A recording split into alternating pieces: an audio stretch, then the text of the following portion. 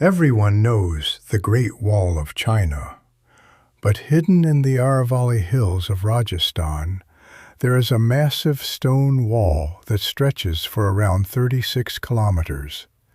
This is Kumbhalgarh, a fort built not just with stone, but with strategy. Imagine you are an enemy soldier in the 15th century marching toward Mewar.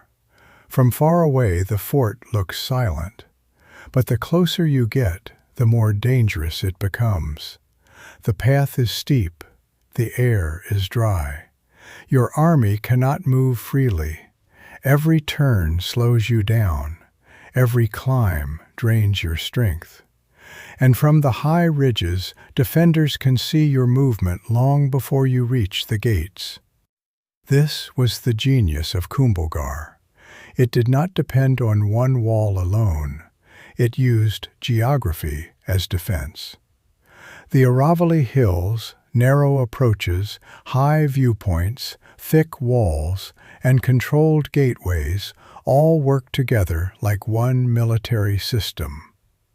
Then comes the famous wall.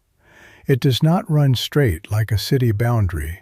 It moves with the land, rising over ridges and bending around rocky slopes. From above, it looks like a stone serpent guarding the fort. This is why Kumbhalgarh is often called the Great Wall of India.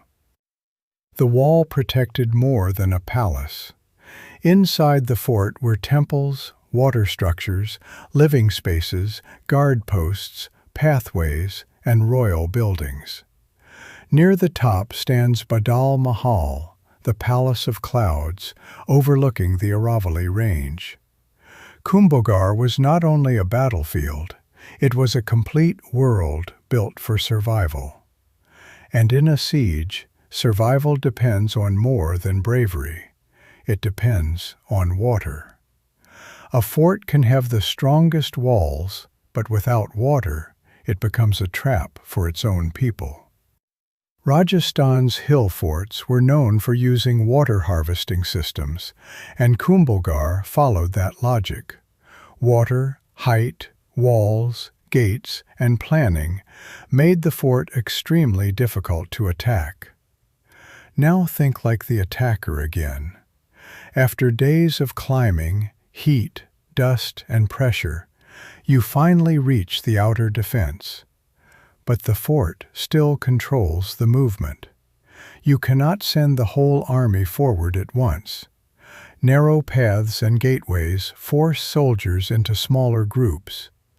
This is where numbers lose power. A large army becomes slow. A confident army becomes tired. And a quick battle turns into a long test of patience. Kumbhalgarh is closely connected with Rana Kumbha, the powerful ruler of Mewar in the 15th century. Its design is often linked with Mandan, an architect and thinker at Rana Kumbha's court. So this was not random construction. A strong location was chosen. The wall was planned along the ridges. Gateways were placed where movement could be controlled. Water systems supported life inside. And the fort became one of Mewar's greatest defensive strongholds.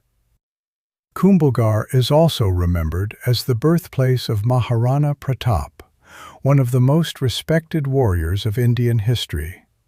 That gives the fort a deeper meaning.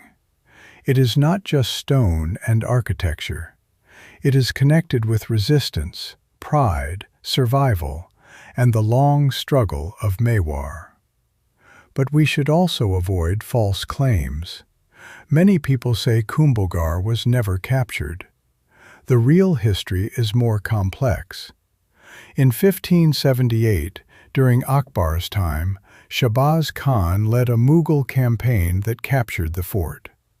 Later, Maharana Pratap regained control. This does not make Kumbhalgarh less impressive.